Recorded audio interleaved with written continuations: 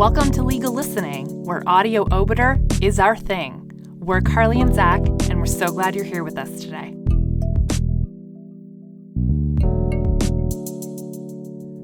Hey, just dropping in to say we're now on Patreon. If you want to support the project, head on over to patreon.com/legallistening, where you can unlock some fun bonus content with me, Zach, and some special guests.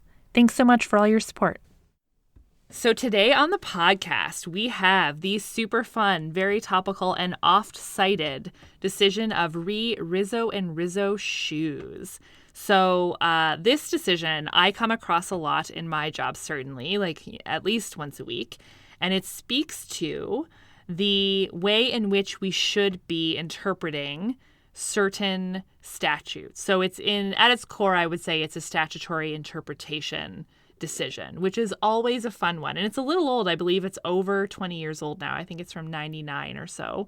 But it's still the standard in terms of, certain types of statutory interpretation. So what do you know about this one, Zach? So I remember learning about this one in constitutional law. It's in my brain. It's one of those cases that I think you learn in law school and you never forget, because it really gets into when you're looking at the minimum standards of legislation, minimum standard statutes, you need to take a broad and purposive approach to these things. So I think, I know you would see this a lot in your work right now, Carly, and I think I've actually encountered it a little bit when I've been working on civil litigation files, because, claims under different pieces of legislation kind of emerge and interpretation of them. And as kind of a funny digression, I can't remember. So I had Professor Bruce Elman as my constitutional law professor. Great constitutional law professor, very funny. He, at one point in one of the semesters, talked about how he wanted to take his wife on a constitutional tour of the country and go to all the places where constitutional cases would emerge.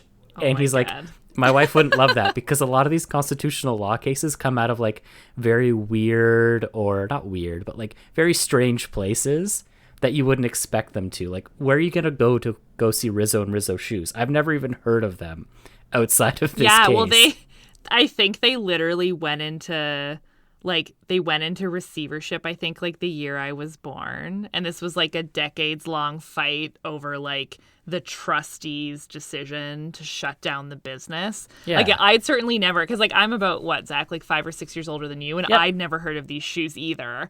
And even reading it, I was like, oh, and then I checked it, and it's like, I think they went into receivership like the year I was born. So yeah, not a super familiar company. But yeah, no, you're right. It's crazy how like these constitutional decisions can sometimes arise in sort of the weirdest of circumstances. And now, this company is long gone, but sort of this legal principle is still the most cited legal principle for this sort of stuff. So it's so weird. And yeah, I don't think we actually did this in 1L Constitutional. I don't remember it. The only context in which I know this is the regulatory work I've done, because it comes up all the time when you're dealing with any minimum standards legislation. So like occupational health and safety, employment standards, anything like that, it comes up constantly. So I see it mostly in terms of the regulatory work I've done. I don't think I even learned it in school. I mean, I might have forgotten. It's entirely possible, but I don't think we did. I'm not sure. I see. I think we're going down memory lane really quickly. I think I remember learning it because there is a case that I believe Stephen Harper referred to the Supreme Court, and it discusses not constitutional interpretation, but basically statutory interpretation, and it reviews the different ways you can interpret statutes. And I think as like a part of that case, we had to read a part of Rizzo and Rizzo. So I can't remember. That makes sense. I think it's on the Quebec, Quebec reference. I think I'm struggling to remember.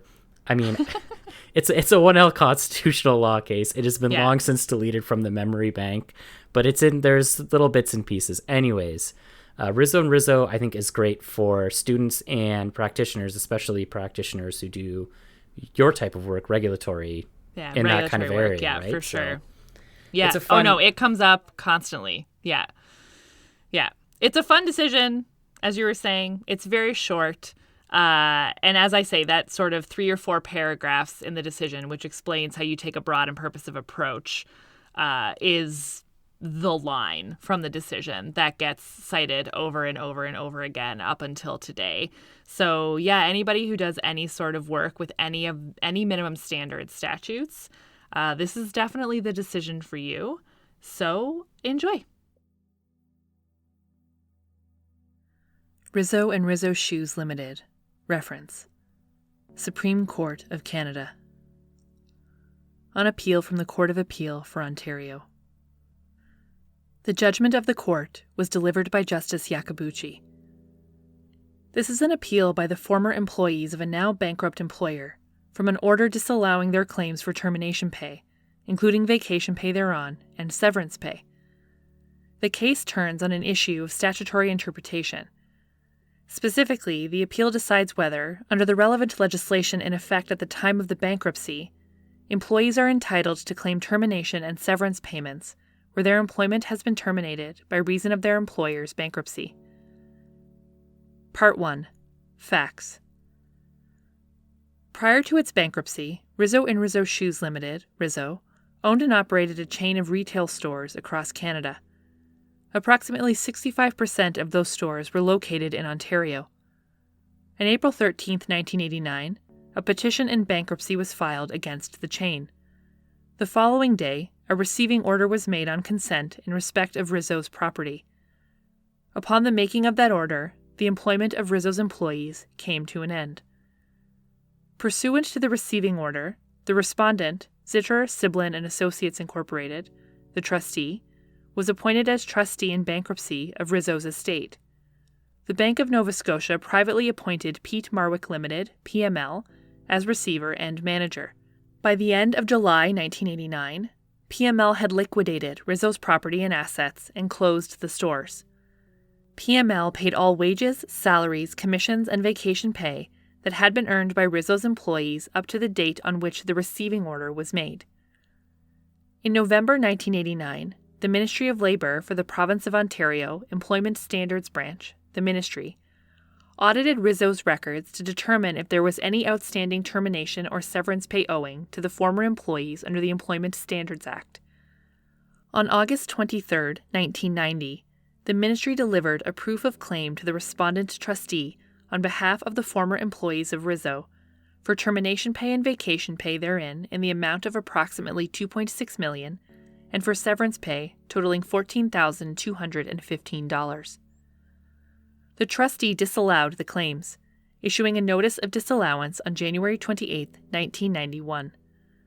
For the purposes of this appeal, the relevant ground for disallowing the claim was the trustee's opinion that the bankruptcy of an employer does not constitute a dismissal from employment, and thus no entitlement to severance, termination, or vacation pay is created under the ESA. The Ministry appealed the trustee's decision to the Ontario Court General Division, which reversed the trustee's disallowance and allowed the claims as unsecured claims provable in bankruptcy. On appeal, the Ontario Court of Appeal overturned the trial court's ruling and restored the decision of the trustee. The Ministry sought leave to appeal from the Court of Appeal judgment, but discontinued its application on August 30, 1993. Following the discontinuance of the appeal, the trustee paid a dividend to Rizzo's creditors, thereby leaving significantly less funds in the estate. Subsequently, the appellants, 5 former employees of Rizzo, moved to set aside the discontinuance, add themselves as parties to the proceedings, and requested an order granting them leave to appeal. This court's order granting those applications was issued on December 5, 1996. Part 2. Relevant Statutory Provisions. The relevant versions of the Bankruptcy Act, now the Bankruptcy and Insolvency Act, and the Employment Standards Act for the purpose of this appeal are RSC 1985, CB3, and RSO 1980, C137, as amended to April 14, 1989. Employment Standards Act. 7. Sub 5. Every contract of employment shall be deemed to include the following provision. All severance pay and termination pay become payable and shall be paid by the employer to the employee in 2 weekly installments beginning with the first full week following termination of employment and shall be allocated to such weeks accordingly.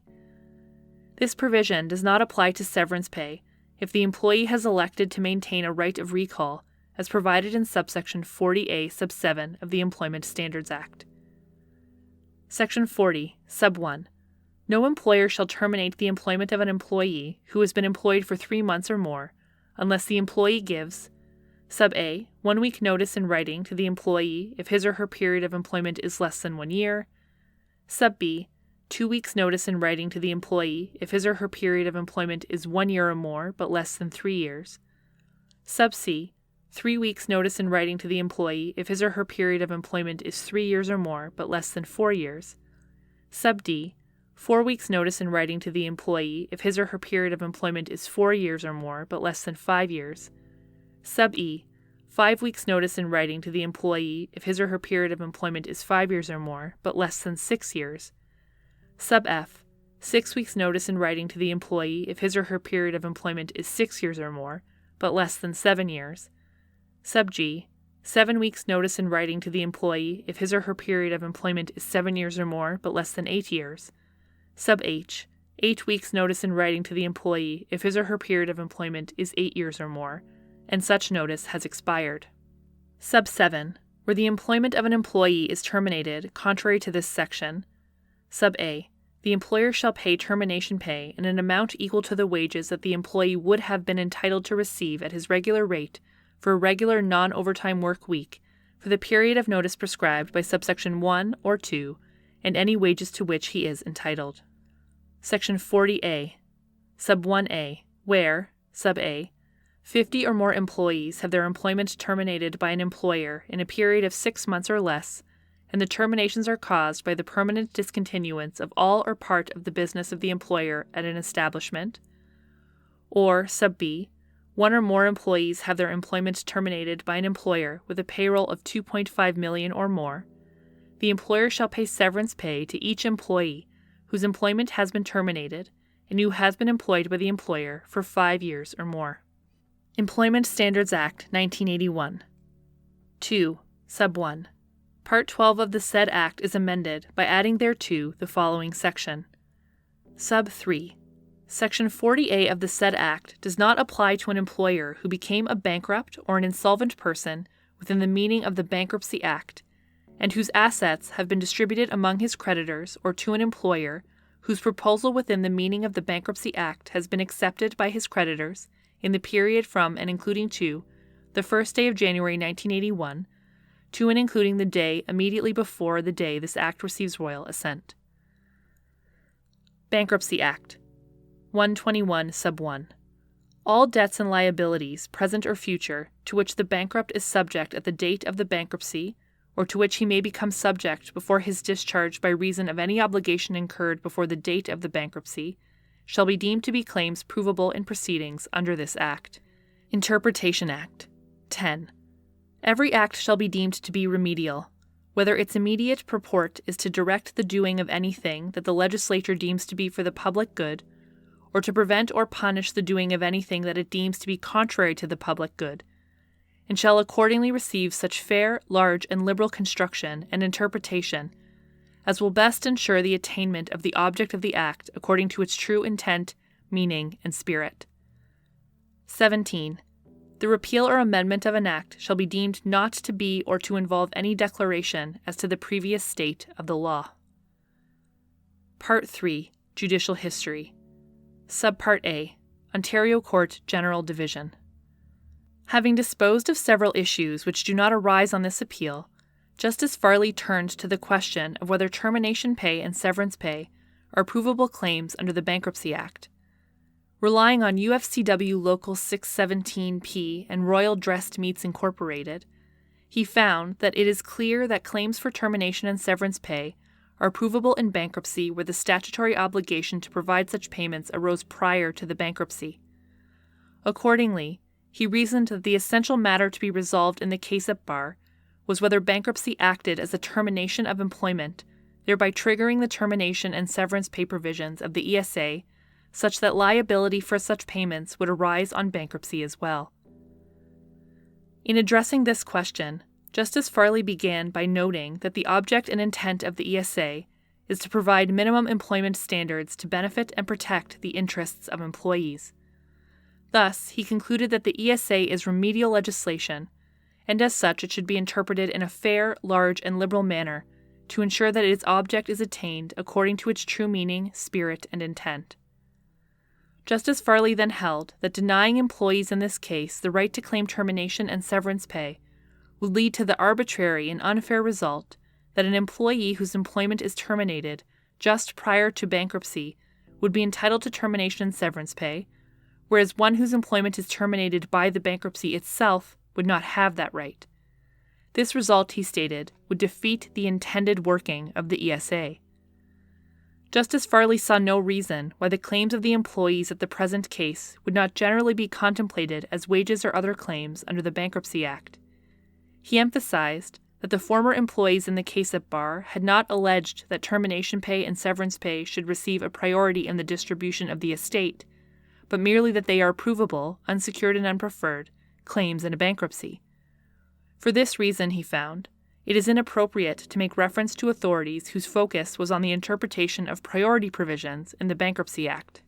Even if bankruptcy does not terminate the employment relationship so as to trigger the ESA termination and severance pay provisions, Justice Farley was of the view that the employees in the instant case would nevertheless be entitled to such payments, as these liabilities were incurred prior to the date of the bankruptcy by virtue of Section 7 sub 5 of the ESA. He found that Section 7 sub 5 deems every employment contract to include a provision to provide termination and severance pay following the termination of employment, and concluded that a contingent obligation is thereby created for a bankrupt employer to make such payments from the outset of the relationship, long before the bankruptcy. Justice Farley also considered Section 2 sub 3 of the Employment Standards Amendment Act, which is a transitional provision that exempted certain bankrupt employers from the newly introduced severance pay obligations until the amendments received royal assent. He was of the view that this provision would not have been necessary if the obligations of employers upon termination of employment had not been intended to apply to bankrupt employers under the ESA. Justice Farley concluded that the claim by Rizzo's former employees for termination pay and severance pay could be provided as unsecured and unpreferred debts in a bankruptcy. Accordingly, he allowed the appeal from the decision of the trustee. Subpart B, Ontario Court of Appeal. Appeal Justice Austin, writing for a unanimous court, began his analysis of the principal issue in this appeal by focusing upon the language of the termination pay and severance pay provisions of the ESA. He noted at page 390 that the termination pay provisions use phrases such as "no employer shall terminate the employment of an employee," "the notice required by an employer to terminate the employment," and "an employer who has terminated or who proposes to terminate an employment of employees." Turning to severance pay, he quoted Section 40A sub 1 sub A, which includes the phrase, "employees have their employment terminated by an employer." Appeal Justice Austin concluded that this language limits the obligation to provide termination and severance pay to situations in which the employer terminates the employment. The operation of the ESA, he stated, is not triggered by the termination of employment resulting from an act of law such as bankruptcy. In support of his conclusion, Appeal Justice Austin reviewed the leading cases in this area of law. He cited Re Malone Lynch Securities Ltd., wherein Justice Houlden, as he then was, concluded that the ESA termination pay provisions were not designed to apply to a bankrupt employer. He also relied on Re Kemp Products Ltd. For the proposition that the bankruptcy of a company at the instance of a creditor does not constitute dismissal. He concluded as follows at page 395. Quote, "The plain language of sections 40 and 40A does not give rise to any liability to pay termination or severance pay except where the employment is terminated by the employer. In our case, the employment was terminated not by the employer, but by the making of a receiving order against Rizzo on April 14, 1989, following a petition by one of its creditors. No entitlement to either termination or severance pay ever arose." End quote. Regarding Section 7 sub 5 of the ESA, Appeal Justice Austin rejected the trial judge's interpretation and found that the section does not create a liability. Rather, in his opinion, it merely states when a liability otherwise created is to be paid, and therefore it is not considered relevant to the issue before the court. Similarly, Appeal Justice Austin did not accept the lower court's view of Section 2 Sub 3, the transitional provision in the ESAA. He found that the section had no effect upon the intention of the legislature, as evidenced by the terminology used in Sections 40 and 40A. Appeal Justice Austin concluded that because the employment of Rizzo's former employees was terminated by the order of bankruptcy and not by the act of the employer, no liability arose with respect to termination, severance, or vacation pay. The order of the trial judge was set aside and the trustee's disallowance of the claims was restored. Part 4. Issues. This appeal raises one issue. Does the termination of employment caused by the bankruptcy of an employer give rise to a claim provable in bankruptcy for termination pay and severance pay in accordance with the provisions of the ESA? Part 5. Analysis. The statutory obligation upon employers to provide both termination pay and severance pay is governed by Sections 40 and 40A of the ESA, respectively. The Court of Appeal noted that the plain language of those provisions suggests that termination pay and severance pay are payable only when the employer terminates the employment. For example, the opening words of Section 40 Sub 1 are, "No employer shall terminate the employment of an employee." Similarly, Section 40A Sub 1A begins with the words, "Where 50 or more employees have their employment terminated by an employer." Therefore, the question on which this appeal turns is whether, when bankruptcy occurs, the employment can be said to be terminated by an employer. The Court of Appeal answered this question in the negative, holding that where an employer is petitioned into bankruptcy by a creditor, the employment of its employees is not terminated by an employer, but rather by operation of law. Thus, the Court of Appeal reasoned that, in the circumstances of the present case, the ESA termination pay and severance pay provisions were not applicable and no obligations arose. In answer, the appellants submit that the phrase terminated by an employer is best interpreted as reflecting a distinction between involuntary and voluntary termination of employment. It is their position that this language was intended to relieve employers of their obligation to pay termination and severance pay when employees leave their jobs voluntarily. However, the appellants maintain that where an employee's employment is involuntarily terminated by reason of their employer's bankruptcy, this constitutes termination by an employer for the purpose of triggering entitlement to termination and severance pay under the ESA. At the heart of this conflict is an issue of statutory interpretation. Consistent with the findings of the Court of Appeal, the plain meaning of the words of the provisions here in question appears to restrict the obligation to pay termination and severance pay to those employers who have actively terminated the employment of their employees. At first blush, bankruptcy does not fit comfortably into this interpretation. However, with respect, I believe this analysis is incomplete. Although much has been written about the interpretation of legislation, Elmer Dreger in Construction of Statutes best encapsulates the approach upon which I prefer to rely. He recognizes that statutory interpretation cannot be founded on the wording of the legislation alone. At page 87, he states, quote, "There is only one principle or approach, namely, the words of an act are to be read in their entire context and in their grammatical and ordinary sense, harmoniously with the scheme of the act, the object of the act, and the intention of Parliament." End quote. I also rely upon Section 10 of the Interpretation Act, which provides that every act shall be deemed to be remedial and directs that every act shall receive a fair, large, and liberal construction and interpretation, as will best ensure the attainment of the object of the act according to its true intent, meaning, and spirit. Although the Court of Appeal looked to the plain meaning of the specific provisions in question in the present case, with respect, I believe that the Court did not pay sufficient attention to the scheme of the ESA, its object, or the intention of the legislature, nor was the context of the words in issue appropriately recognized. I now turn to a discussion of these issues. In Mochtinger and HOJ Industries, the majority of this court recognized the importance that our society accords to employment and the fundamental role that it has assumed in the life of the individual. The manner in which employment can be terminated was said to be equally important. It was in this context that the majority in Mochtinger described, at page 1003, the object of the ESA as being the protection of the interests of employees by requiring employers to comply with certain minimum standards, including minimum periods of notice of termination.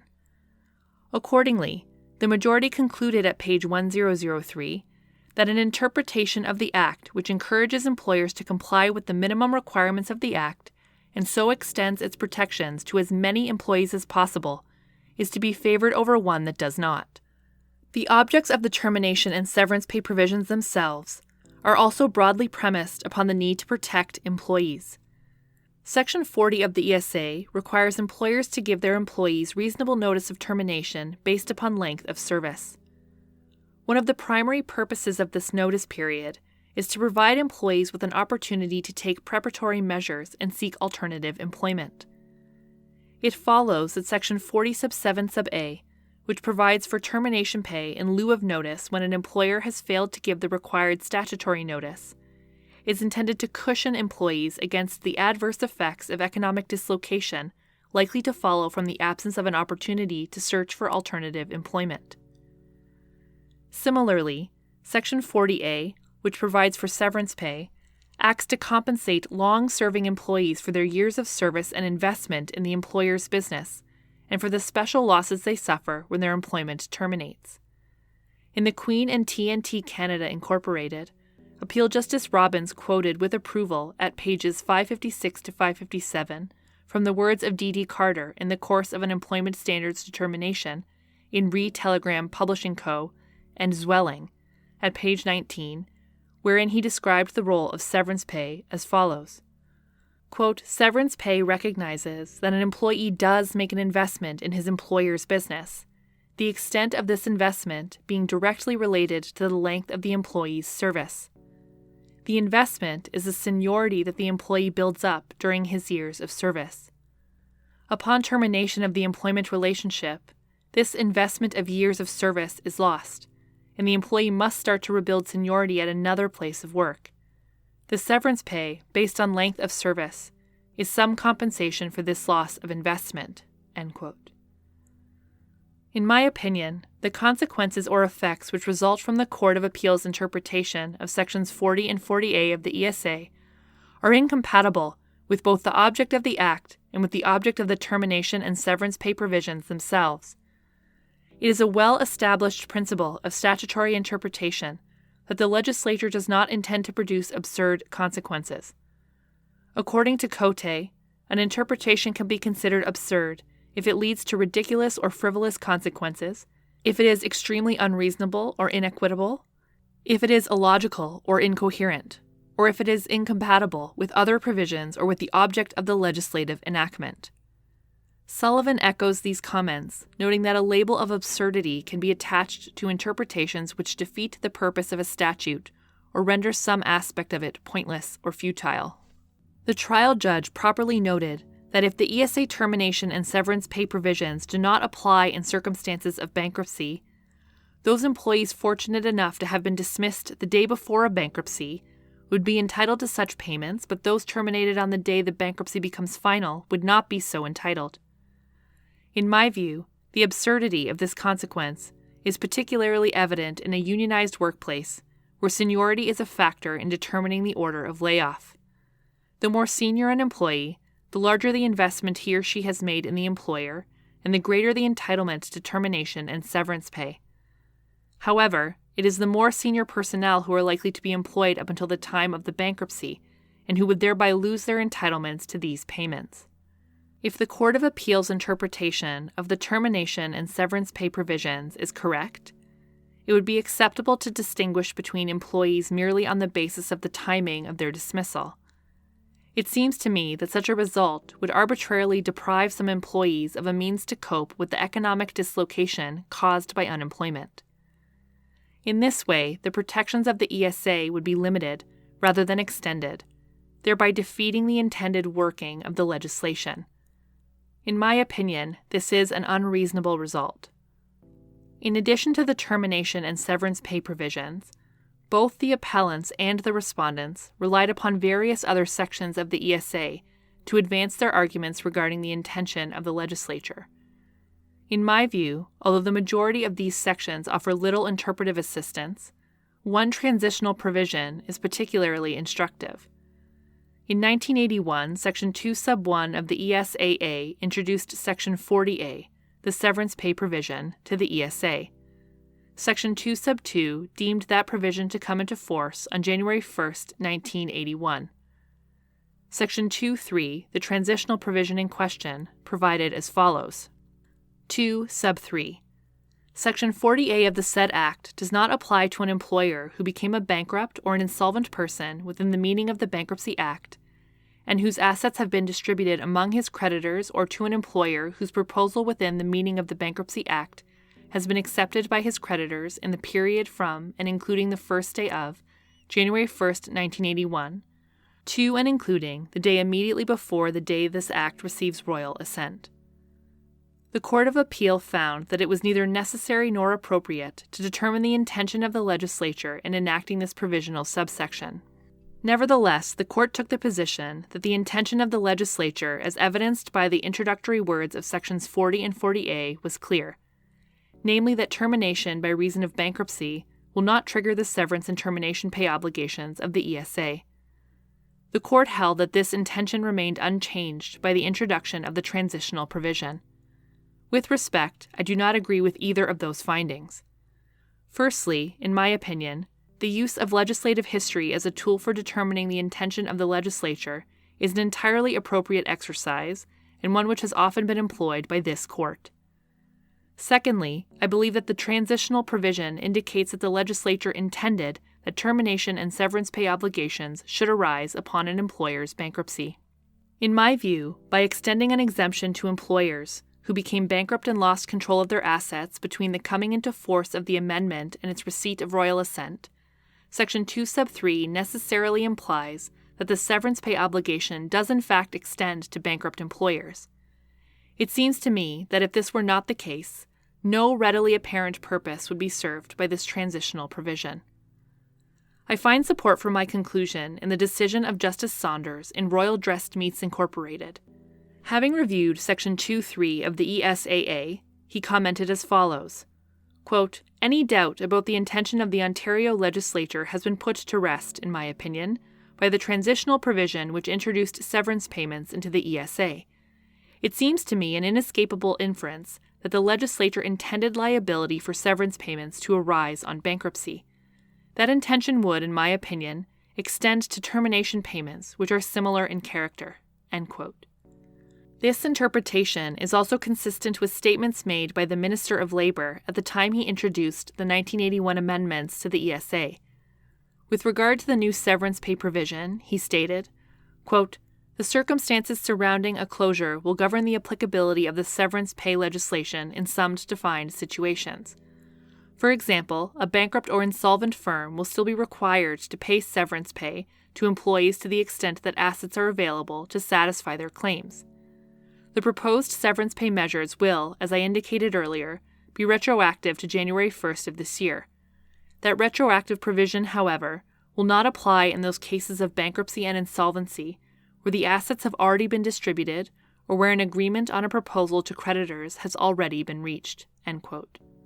Moreover, in the legislative debates regarding the proposed amendments, the minister stated, quote, "For purposes of retroactivity, severance pay will not apply to bankruptcies under the Bankruptcy Act, where assets have been distributed. However, once this Act receives royal assent, employees in bankruptcy closures will be covered by the severance pay provisions." End quote. Although the frailties of Hansard evidence are many, this Court has recognized that it can play a limited role in the interpretation of legislation. Writing for the Court in the Queen and Morgentaler, Justice Sapinka stated, quote, "Until recently, the courts have balked at admitting evidence of legislative debates and speeches. The main criticism of such evidence has been that it cannot represent the intent of the legislature, an incorporeal body, but that is equally true of other forms of legislative history. Provided that the Court remains mindful of the limited reliability and weight of Hansard evidence, it should be admitted as relevant to both the background and the purpose of legislation." End quote. Finally, with regard to the scheme of the legislation, since the ESA is a mechanism for providing minimal benefits and standards to protect interests of employees, it can be characterized as a benefits-conferring legislation. As such, according to several decisions of this Court, it ought to be interpreted in a broad and generous manner. Any doubt arising from difficulties of language should be resolved in favor of the claimant. It seems to me that, by limiting the analysis to the plain meaning of Sections 40 and 40A of the ESA, the Court of Appeal adopted an overly restrictive approach that is inconsistent with the scheme of the Act. The Court of Appeal's reasons relied heavily upon the decision in Malone-Lynch. In Malone-Lynch, Justice Holden held that Section 13, the group termination provision of the former ESA, and the predecessor to Section 40 at issue in the present case, was not applicable where termination resulted from the bankruptcy of the employer. Section 13 sub 2 of the ESA, then in force, provided that, if an employer wishes to terminate the employment of 50 or more employees, the employer must give notice of termination for the period prescribed in the regulations, and until the expiry of such notice, the terminations shall not take effect. Justice Holden reasoned that termination of employment through bankruptcy could not trigger the termination payment provisions, as employees in this situation had not received the written notice required by the statute, and therefore could not be said to have been terminated in accordance with the Act. 2 years after Malone-Lynch was decided, the 1970 ESA termination pay provisions were amended. As amended, Section 40 sub 7 of the 1974 ESA eliminated the requirement that notice be given before termination can take effect. This provision makes it clear that termination pay is owing where an employer fails to give notice of termination, and that employment terminates irrespective of whether or not proper notice has been given. Therefore, in my opinion, it is clear that the Malone-Lynch decision turned on statutory provisions which are materially different from those applicable to the instant case. It seems to me that Justice Holden's holding goes no further than to say that the provisions of the 1970 ESA have no application to a bankrupt employer.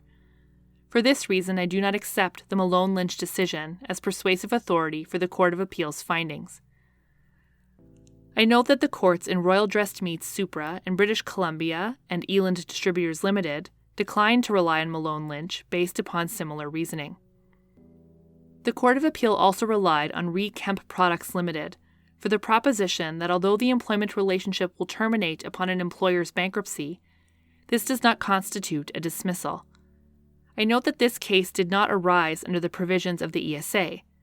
Rather, it turned on the interpretation of the term dismissal in what the complainant alleged to be an employment contract. As such, I do not accept it as authoritative jurisprudence in the circumstances of this case. For the reasons discussed above, I also disagree with the Court of Appeal's reliance on Mills Hughes and Rayner, which cited the decision in Malone-Lynch with approval.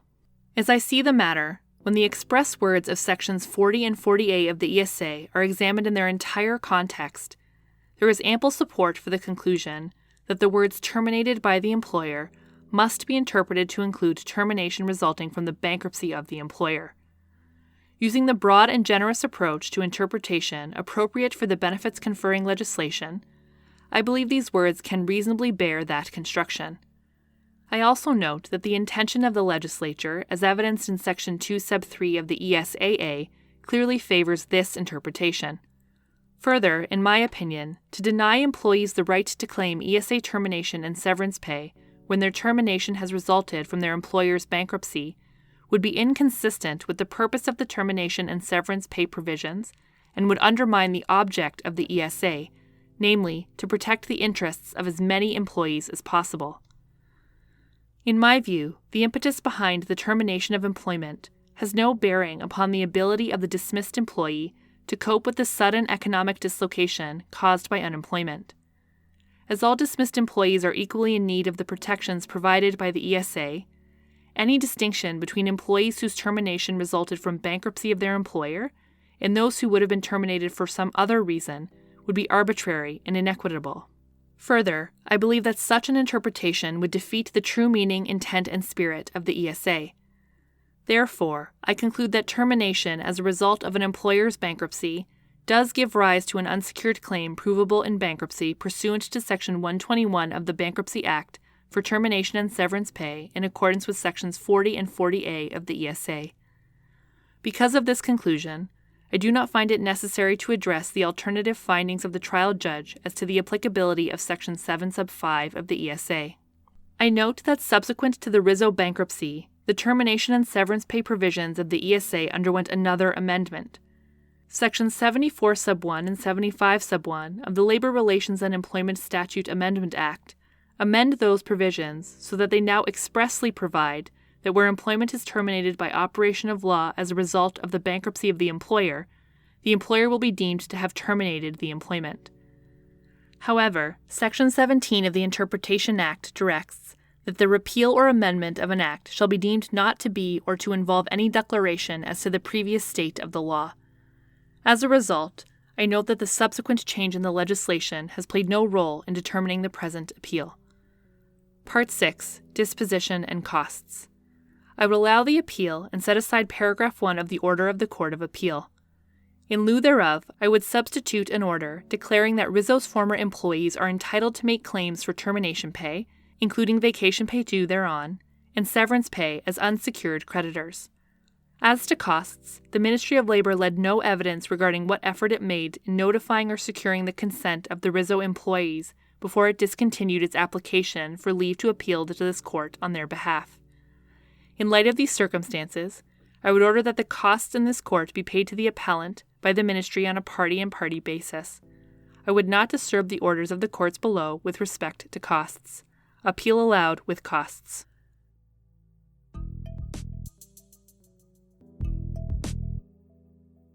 Thanks for the listen, friend.